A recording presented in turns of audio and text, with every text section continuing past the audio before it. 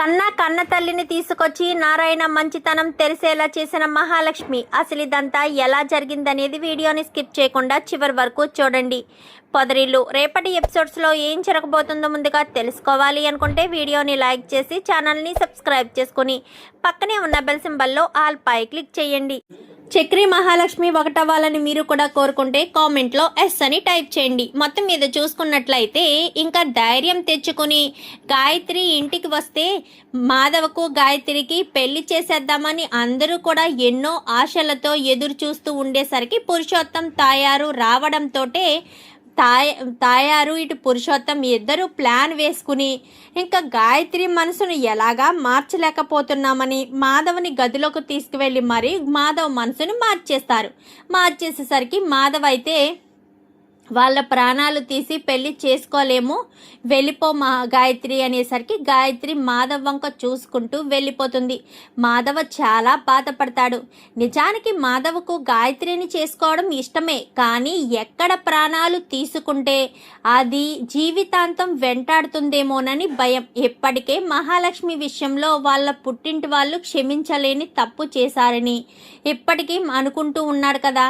So వాళ్ళ మళ్ళీ వీళ్ళకి ఏదైనా జరిగితే ఊళ్ళో వాళ్ళంతా దుమ్మెత్తిపోస్తారు. మీరు ప్రేమించి పెళ్లి చేసుకున్నందుకు ఆ కుటుంబం సైతం నాశనం అయిపోయింది అని అందరూ కూడా వీళ్ళనే తప్పు పడతారు అన్న ఉద్దేశంతో ఇంకా మాధవ తన మనసును చంపుకొని ఇంకా పెళ్లి చేసుకోనని అక్కడి నుంచి కాస్త పంపించేస్తాడు. ఇంకా చాలా బాధపడుతూ వెళ్ళిపోయిన ఇంట్లో వాళ్ళంతా కూడా మాధవనే నిందిస్తారు. పెద్ద ఏమీ అన్యాయంగా ఆలోచించలేదు, ఫ్యూచర్ గురించి ఆలోచించాడు.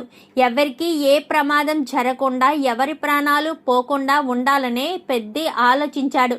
పెద్ద అలా చేయడం కూడా మంచిదే. బాధపడకు పెద్ది, బాధపడి నువ్వు లోపల కన్నీళ్లను దాచుకోవద్దు. మగవాళ్ళు ఏడిస్తే ఎవ్వరూ ఏమనుకోరు. మనస్ఫూర్తిగా దుఃఖాన్నంతా బయటికి వదిలేసేటట్టు ఏడు పెద్ది అని చెప్పి మహాలక్ష్మి కాస్త పెద్దికి ధైర్యం చెప్తుంది. ఇంకా ఇది ఇలా ఉండగా ఇంట్లో అంతా కూడా గత్తరగా ఉండేసరికి ఒక బాక్స్లోని మొత్తం అంతా తీసుకొచ్చి బాక్స్లో ఒక ఫోటో ఉండడంతో ఫోటోను చూపిస్తాడు. చిన్నప్పుడు కన్నా ఎలా ఉందో చూడు అని చెప్పి, ఎలా ఉన్నాడో చూడు అని చూపిస్తూ ఉండేసరికి ఎవరివిడా అని చెప్పి అనుకుంటూ, నార్త్ ఇండియన్లా ఉందే, అప్పుడు మీరు ఎవరినో కావణ్ణి తీసుకొచ్చాను అని చెప్పారు, ఈవిడేనా? ఈవిడ్ని పెళ్లి చేసుకున్నారా లేక ఉంచుకున్నారా అంటూ ఇంకా కన్నా నారాయణ్ని నిందిస్తాడు. ఆవిడ ఎవరనుకుంటున్నావరా? నీ కన్న తల్లి అని చెప్పనేసరికి, అదేంటి నా కన్న తల్లి ఈవిడేంటి, నా కన్న తల్లి ఆవిడ కాదా అని చెప్పనగానే, నాన్న ఎందుకు అని చెప్పనేసరికి, నువ్వు ఉండన్నయ్య, చెప్పు నాన్న. కాదు, తన ముగ్గురికే కన్న తల్లి, నీ కన్న తల్లి ఈవిడే, నిన్ను వదిలి వెళ్ళిపోయింది. అప్పటి నుంచి వీళ్ళే నువ్వు వాళ్ళ సొంత తమ్ముళ్ళ పెంచుతున్నారు. మీ నలుగురు కన్న తల్లి ఒకరి కాదు అన్న విషయం తెలిసినా కానీ ఏ రోజు నీకు ఏ లోటు చెయ్యలేదు అంటూ మాట్లాడేసరికి ఇంకా కన్నా చాలా బాధపడతాడు. ఎందుకు నాన్న తొందరపడ విషయం చెప్పావు? మా సొంత తమ్ముళ్ళలాగానే కదా చూసుకుంటున్నాము. ఇప్పుడు వాడు ఎంత బాధపడతాడు? చిన్నోడు, అందరికంటే చిన్నోడు, ఆ బాధను తట్టుకోగలడా? అసలు వాడు ఇప్పుడు ఎక్కడికి వెళ్ళిపోయాడో ఏంటో అనుకుంటూ ఇంకా అందరూ కూడా రోడ్డుని పడి వెతుకుతారు.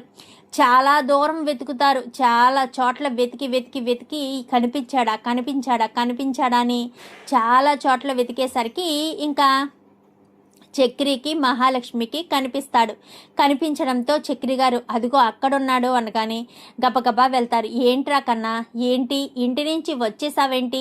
నువ్వు సొంత తమ్ముడువు కాదు అన్న విషయం నీకిప్పుడు తెలిసింది. వాళ్ళకి ముందే తెలుసు కదా, కానీ వాళ్ళు ఏ రోజైనా నువ్వు నా సొంత వాడివి కాదు అని చూసారా? పెద్ది కానీ కేశవ కానీ మీ చక్రి అన్నయ్య కానీ నిన్ను వేరుగా చూసారా? సొంత తమ్ముళ్ళానే కదా చూశారు. మరి వాళ్ళంత ప్రేమ చూపించినప్పుడు నువ్వు వాళ్ళతో కలిసి ఉండడానికి ఏంటి బాధ? వాళ్ళకు నువ్వు లేకపోతే ఊసిపోతుందా? ఏదైనా సరే మా కన్నా అంటూ నీ ఊసి ఎత్తుతారు కదా. మరి వాళ్ళని అలాగే ఒంటరిగా వదిలేసి వచ్చేస్తావా? నువ్వు వేరుగా అనుకుని వచ్చేసావు తప్ప వాళ్ళు నిన్ను ఎప్పుడూ వేరుగా అనుకోలేదు. వేరుగా చూడాలని కూడా కోరుకోలేదు. మరి అలాంటిటప్పుడు ఎందుకన్నా వాళ్ళని వదిలి వచ్చేసావు? మీ పెద్ద అన్నయ్య ఇప్పటికే గాయత్రి విషయంలో బాధపడుతున్నాడు. ఇప్పుడు మీ పెద్ద అన్నయ్యకి ఎంతో ఇష్టమైన, మీ మాధవన్నయ్యకి ఎంతో ఇష్టమైన నువ్వు కూడా దూరం అయిపోతే మీ మాధవన్నయ్య తట్టుకోగలడా? తనకి ఆ బాధ జీవితాంతం గుర్తుండిపోదా? అంత బాధపడుతున్న మీ అన్నయ్యని దూరం చేసుకోవద్దు. మీ అన్నయ్య బాధపడుతూ ఉంటే నువ్వు చూస్తూ ఊరుకుంటావా ఏంటి? ఊరుకోలేవు కదా. మరి అలాంటిటప్పుడు ఎందుకు వచ్చేసావు? నీ కోసం మీ అన్నయ్యలు ఇంటి దగ్గర బాధపడుతున్నారు, రా వెళ్దాం అనగానే రారా కన్నా, నువ్వు ఇక్కడ ఉంటే నాకు ఇష్టం ఉండదు, రారా అనగానే అన్నయ్య అంటూ ఇంకా చక్రిని హత్తుకుని అక్కడి నుంచి ఇంటికి వస్తాడు. ఏంట్రా కన్నా, ఎక్కడికి వెళ్ళిపోయావరా? నిన్ను వేరుగా చూస్తామనుకున్నావా? ఎప్పటికీ చూడంరా, నువ్వు మా సొంత తమ్ముడివే. మన అమ్మలు వేరు కావచ్చు, తండ్రి ఒక్కడే కదా.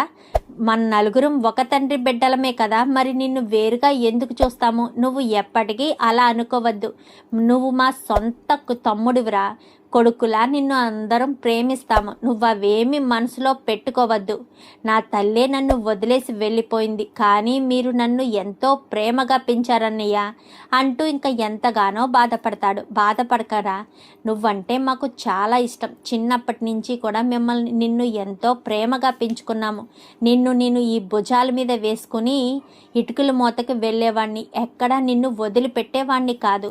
ఎంతోమంది ఎన్ని రకాలుగా చెప్పినా వాడు నా తమ్ముడు నాకు బరువు కాదు అంటూ వాళ్ళకి గట్టిగా సమాధానం చెప్పి నేను నిన్ను బాధ్యతగా తీసుకున్నాను.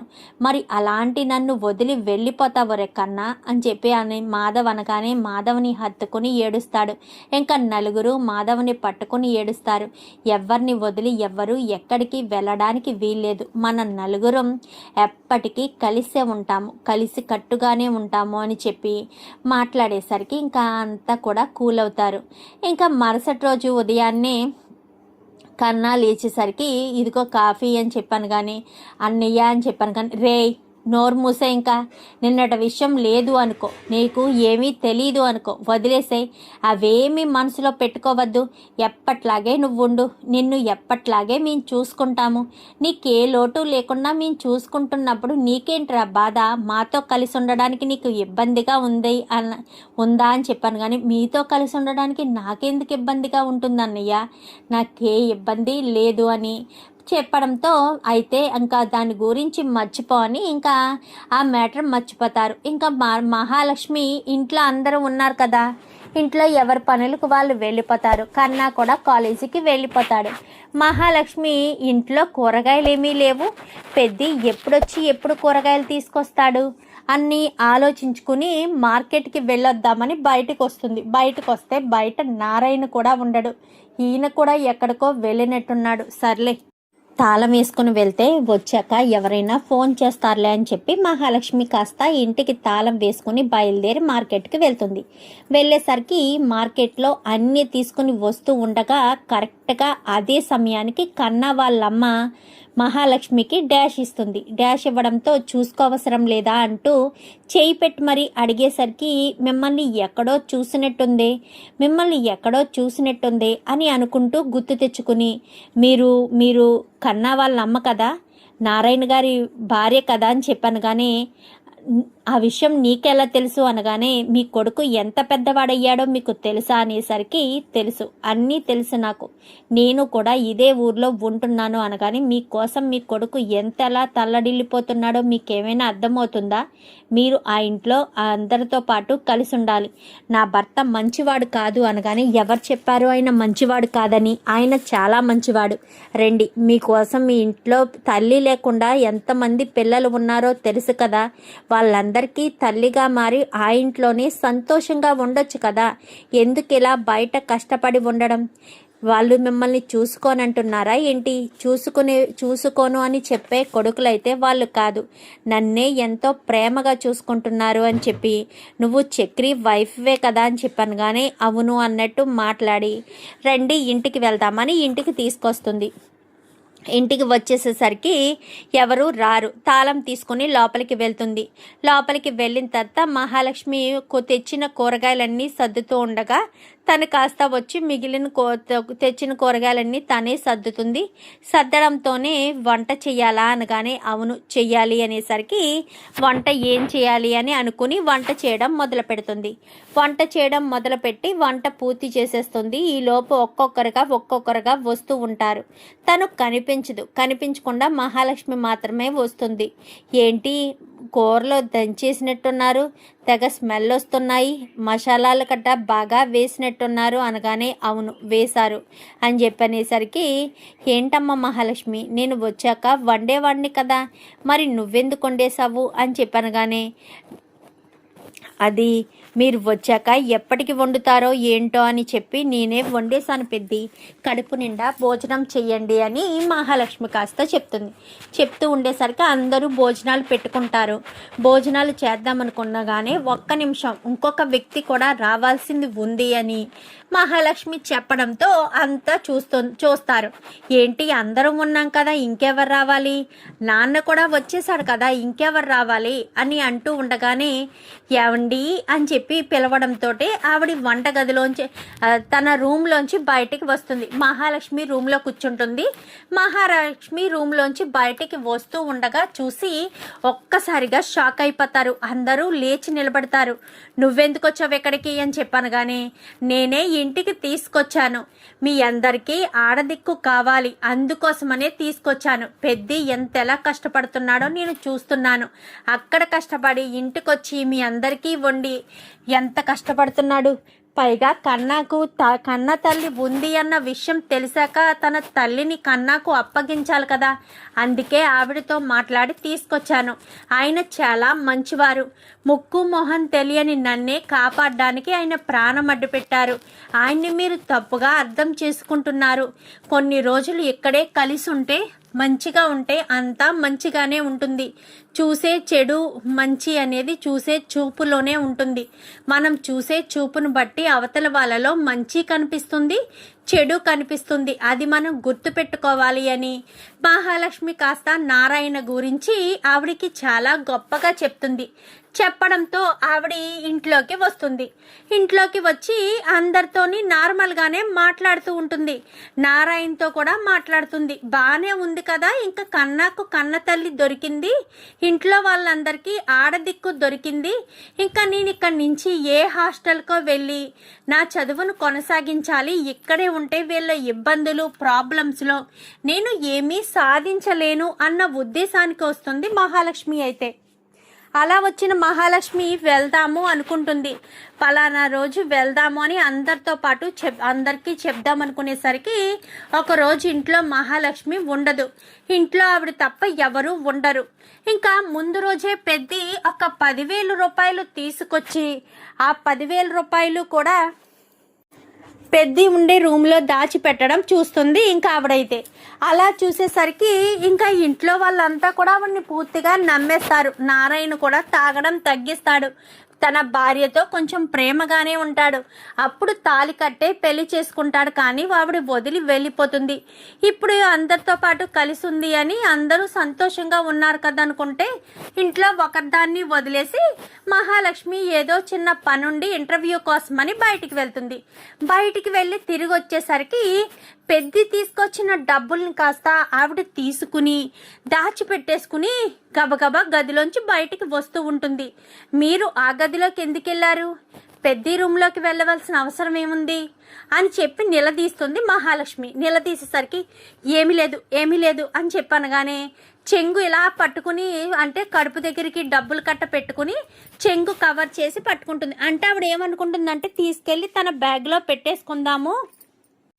పెట్టేసుకుని ఇంక అట్నుంచి అంటే బ్యాగ్ పట్టుకుని వెళ్ళిపోదాము, వీళ్ళెవరొకరు వస్తే మళ్ళీ ఆ డబ్బులు కనిపించకపోతే నా మీదకే వస్తుంది, మళ్ళీ బ్యాగ్ అంతా చెక్ చేస్తారు అన్న ఉద్దేశంతో ఆ కట్టని ఆ చీర చెంగులో కవర్ చేసుకుని పట్టుకొస్తూ ఉండగా చీర చెంగు ఇలా పక్కకు లాగేసరికి కట్ట కింద పడిపోతుంది. ఏం చేస్తున్నారు, మీకేమైనా అర్థమవుతుందా? మిమ్మల్ని తల్లి స్థానంలో ఇంట్లో ఉంటారు, కన్నాక తల్లిలా ఇంట్లో వాళ్ళందరికీ కూడా కన్న తల్లిలా ఉంటారు అన్న ఉద్దేశంతో నేను మిమ్మల్ని ఇంటికి తీసుకొస్తే మీ బుద్ధి ఇదా, ఇంట్లో దొంగతనం చేస్తారా? సిగ్గనిపించట్లేదా? ఇంత వయసు వచ్చాక దొంగతనం చేయవలసిన కర్మ మీకేంటి? ఈ ఇంట్లో ఉండి నారాయణ గారి భార్యగా, ఇంటి కోడలుగా, ఇంట్లో పిల్లలందరికీ తల్లిగా ఉంటే ఎంత సంతోషంగా ఉంటుంది. ఆ సంతోషానికి మించిందా ఈ డబ్బు? ఈ డబ్బు మీకు దొంగతనం చేసుకుని ఏం చేద్దామనుకుంటున్నారు? మీరు ఇంట్లో మనిషిగా ఉంటే ఎవరిని అడిగితే డబ్బులు ఇవ్వరు.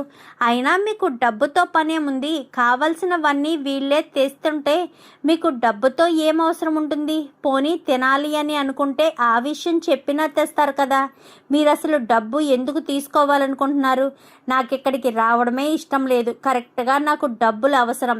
అప్పుడే నువ్వు నాకు ఎదురుపడి ఇంటికి తీసుకొచ్చావు. నాలో మార్పు వచ్చింది అని తెలిస్తే నన్ను ఒంటరిగా వదిలి వెళ్తారు. ఏదో ఒక సమయంలో ఏదో ఒకటి దొరుకుతుంది అనుకున్నాను, కానీ డబ్బు దొరుకుతుంది అని అనుకోలేదు. డబ్బు దొరికింది కాబట్టి డబ్బు పట్టుకుని వెళ్ళిపోతున్నాను. కానీ చిచ్చి, మీది ఒక జన్మేనా అంటూ ఆ డబ్బుల్లో ఈ డబ్బులు మొత్తం లాగేసుకుని ఇంకా డబ్బులో ఈ ఒక 1000 రూపాయలు ఇచ్చి ఇంకెప్పుడు ఎవరికి కనిపించకండి, మళ్ళీ ఇంటి గడప తొక్కకండి. వీళ్ళు చాలా సంతోషంగా ఉన్నారు. మీరు ఇంట్లో అడుగు పెడితే మళ్ళీ వీళ్ళ సంతోషం పోగొట్టిన వాళ్ళు అవుతారు అని చెప్పి ఇంకా వాళ్ళని తిట్టి అక్కడి నుంచి కాస్త వెళ్ళిపోమని చెప్తుంది. వెళ్ళిపోమని చెప్పనేసరికి సాయంత్రం ఇంటికి వచ్చాక పెద్ది వస్తాడు. వచ్చేసరికి అందులో పెట్టిన డబ్బుల్లో 9000 మాత్రమే ఉంటాయి. ఆ డబ్బుల కోసమే వస్తాడు. రావడంతో 9000 తీసుకుని బయటికి వెళ్ళబోతూ ఉండగా, ఒక్క నిమిషం పెద్ది, మీరు అక్కడ పెట్టింది 10,000 అయితే 9,000 మాత్రమే ఎందుకున్నాయి అని మీరు అనుకోవచ్చు. కానీ నన్ను అడగలేదు. ఎందుకంటే నన్ను అడిగితే నేను దొంగతనం చేశానా అన్న ఫీలింగ్ నాకు వస్తుందని, అలా నేను బాధపడకూడదు అన్న ఉద్దేశంతోనే కదా మీరు నన్ను ఏమీ అడగకుండా వెళ్ళారు. నిజానికి ఆ డబ్బులు తీసి అందులో 1000 రూపాయలు తీసింది నేనే, కానీ ఆ డబ్బులు అక్కడి నుంచి తీసింది మాత్రం నేను కాదు, మీ పిన్ని బుద్ధి మంచిది కాదు. అందుకే అక్కడ మీరు పెట్టిన డబ్బుల్ని దొంగతనం చేసుకుని ఇంట్లోంచి వెళ్ళిపోవడానికి సిద్ధపడింది. అందుకే ఆవిడ్ని తిట్టి ఆవిడ్ని మందలించి అందులో ఒక 1000 రూపాయలు తీసి ఇంకెప్పుడు ఇంటి గడప తొక్కొద్దు అని చెప్పి పంపించేశాను అనేసరికి మహాలక్ష్మి అనగానే, అవును, వదిన చేసింది మంచిదే కదన్నయ్య. అలాంటి తల్లి నాకు అవసరం లేదు. తల్లిలా తండ్రిలా కడుపులో పెట్టుకుని చూసుకునే నీలాంటి వాడే కావాలి. నాకు ఆ తల్లి అవసరం లేదన్నయ్య. మంచి పని చేసావు వదిన, మంచి పని చేసావు. అన్నయ్య కష్టపడి సంపాదించి తీసుకొచ్చిన డబ్బుల్ని దొంగతనం చేసుకుని పట్టుకుని వెళ్తుందా? అలాంటి దాన్ని అస్సలు క్షమించకూడదు అంటూ ఇంకా గట్టిగానే తిడతాడు. కన్నా అయితే ఇంకా అలా తిట్టేసేసరికి ఇంకా మాధవ్ అయితే, సరేనమ్మా నేను చెప్పింది 100% కరెక్ట్. ఆవిడ ఇంటికి అవసరం లేదు. మా పెద్దన్నయ్యే మాకు అన్నయ్య, అమ్మాయి చెప్పాను, కానీ నువ్వేం తప్పు చేసావు, ఇంకా మాకు ఎవరు అవసరం లేదని తప్పు చేయలేదు, ఏ పొరపాటు చేయలేదు. నాకు అంతా తెలుసు వదిన. మీ కుటుంబంలో ఎవరు వచ్చినా మీతో కలిసి ఉండలేరు. మీరు పెద్దకి బాగా అలవాటు అయిపోయారు అని మహాలక్ష్మి కలిసే ఉందాము సంతోషంగా చెప్పారు. మనకు అవసరం లేదు, ఎవరు సంతోషంగా ఉంటారు. అందుకే అవసరం లేదు ఎందుకు పంపేశానో తెలుసా? ఇంతకు ముందు కూడా అలాగే ఒక దొంగతనం చేసింది కాబట్టి పంపేశాను. నీ తల్లి చెడ్డదా, నీ పుట్టిక చెడ్డది కాదు, నువ్వు పెరిగిన వాతావరణం చెడ్డది కాదు. నిన్ను బయటకు గుండెల్లో పెట్టుకుని పెంచాడు, గుండెల మీద పెట్టుకుని పెంచాడు. ఎందుకు అని చెప్పాను, తండ్రికి పుట్టాడు అని ఒకే ఒక్క కారణం చేత కాదు, నువ్వంటే వాడికి చాలా ఇష్టం. నీకు చిన్న కష్టం కూడా రాకుండా ఇంకా ముగ్గురు అన్నదమ్ములు నిన్ను ఎంతో గొప్పగా పెంచారు. ఎక్కడికి వెళ్ళకరా, వీళ్ళు తట్టుకోలేరు అనగానే వెళ్ళను నాన్న వెళ్ళను అంటూ మాధవ్ని పట్టుకుని ఏడుస్తాడు. ఇంకా వీళ్ళంతా కూడా సంతోషంగా ఉంటారు. ఎలా అయితే వచ్చిందో అలానే వెళ్ళిపోయింది. పెద్దికి కూడా ఏదైనా పెళ్లి సంబంధం కుదిరి పెళ్లి జరిగితే బాగున్ను. పెద్దితో పాటు కలిసి ఉండడానికి, వాళ్ళ అన్నదమ్ములను కూడా చూడడానికి ఎవరైనా గాయత్రి లాంటి మంచి మనసున్న అమ్మాయి దొరికితే బాగున్ను అని మహాలక్ష్మి కాస్త మ్యాట్రిమోనీ సైట్లో మళ్ళీ ట్రై చేస్తుంది.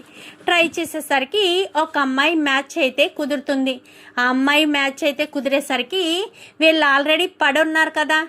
పెళ్లి సంబంధంకి వెళ్ళినప్పుడు ఇలా జరగడం అలా జరగడం, వాళ్ళు మాట్లాడినప్పుడు వీళ్ళ ఇంట్లో ఇంతమంది ఉంటారు, మీ ఇష్టం బయటికి కాపురానికి తీసుకెళ్ళాలి, వేరే కాపురం పెట్టించాలి అంటే ఒప్పుకోరు. మీకు మనస్ఫూర్తిగా ఇష్టమైతేనే కొనసాగించండి, లేదంటే లేదు. ఎందుకంటే ఇంట్లో అడుగు పెట్టాక వేరే కాపురం పెట్టిద్దాము, వేరేగా వెళ్ళిపోదాము అన్న ఆశలు ఏమైనా ఉంటే వాటిని మర్చిపోండి. వేరే కాపురం పెట్టడం, వేరేగా ఉండడం అనేది జరగదు. అన్నదమ్ములందరూ కలిసే ఉంటారు. ఒక కట్టలోని అన్ని కొనలు ఎలా అయితే కలిసికట్టుగా ఉండి ఒక తాడుకు బంధించి ఉంటాయో అలానే వీళ్ళ అన్నదమ్ములు తండ్రితో కలిసి అదే ఇంట్లో ఉంటారు. ఎవరిని విడదీసుకోరు. ఎవరి ఆత్మరక్షణకు ఎలాంటి భంగం లేకుండా ఉంటుంది.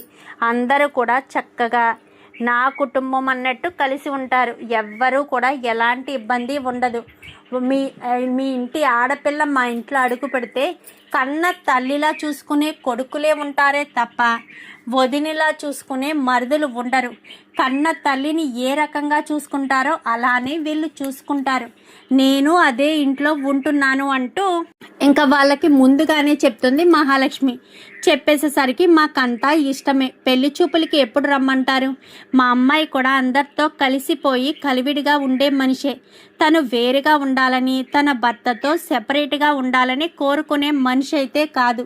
మీ ఇంటికి తగ్గట్టుగానే మా అమ్మాయి ఉంటుంది అని ఆ తల్లిదండ్రులు చెప్తారు. ఎందుకంటే వాళ్ళు కొంచెం పేదవాళ్ళు కావడంతో కట్నమేమీ ఇచ్చుకోలేము అని చెప్తారు. మాకు నయా పైసా కట్నం అవసరం లేదు. ఇంటికొచ్చిన అమ్మాయి ఇంట్లో ఎలాంటి గొడవ లేకుండా చక్కగా ఇంట్లో కలిసిపోయే అమ్మాయి అయితే చాలు మాకు. అంతకు మించి నయా పైసా కట్నం కూడా మేము తీసుకోము అంటూ మహాలక్ష్మియే చెప్తుంది. చెప్పేసేసరికి ఇంకా సరే అని పలానా రోజున పెళ్లి చూపులకు వస్తామని చెప్తారు. అదే విషయం పెద్దితో ఎలా చెప్పాలా అని ఆలోచిస్తూ ఉండగా పెద్ది వస్తాడు. పెద్ది ఇలాంటి అమ్మాయి అనగానే, ఎందుకు మహాలక్ష్మి ఇంటి నుంచి నన్ను దూరం చేయడానిక అనగానే, లేదు పెద్ది, ఈసారి అలా నిన్ను ఎవరు ఇంటి నుంచి దూరం చేసే పరిస్థితి ఉండదు. ఎందుకంటే వాళ్ళకి ఖచ్చితంగా చెప్పేశాను అందరూ ఇదే ఇంట్లో ఉండాలని. ఇంట్లోకి వచ్చిన అమ్మాయికి ఏ లోటు, ఏ ఇబ్బంది, ఎలాంటి కష్టం ఉండదని, అమ్మాయిని చక్కగా చూసుకుంటారని అన్ని విషయాలు చెప్పేశాను పెద్ది. మీరు దేని గురించి ఆలోచించే పని లేదు, దేని గురించి కూడా కంగారు పడే పని లేదు. అంతా చక్కగా జరుగుతుంది, ఏ ఇబ్బంది లేకుండా అని చెప్పి మహాలక్ష్మి కాస్త మాధవనైతే ఒప్పిస్తుంది. మాధవ సరే అంటాడు. మరి ఇంటికి వచ్చిన అమ్మాయి మహాలక్ష్మి చెప్పినట్టుగానే ఇంట్లో వాళ్ళతో కలిసిపోయేటట్టే ఉంటుందా? మరి మాధవ గాయత్రిని మర్చిపోయి మరొక అమ్మాయిని తన జీవితంలోకి ఆహ్వానిస్తాడా? చూద్దాం మరి రాబోయే ఎపిసోడ్స్లో మరి ఏం జరుగుతుందో. వీడియో నచ్చితే లైక్ చేసి ఛానల్ని సబ్స్క్రైబ్ చేసుకుని పక్కనే ఉన్న బెల్ సింబల్లో ఆల్ పై క్లిక్ చేయండి. మహాలక్ష్మి చక్రి ఒకటవ్వాలని మీరు కూడా కోరుకుంటే కామెంట్లో ఎస్ అని టైప్ చేయండి. Thank you for watching.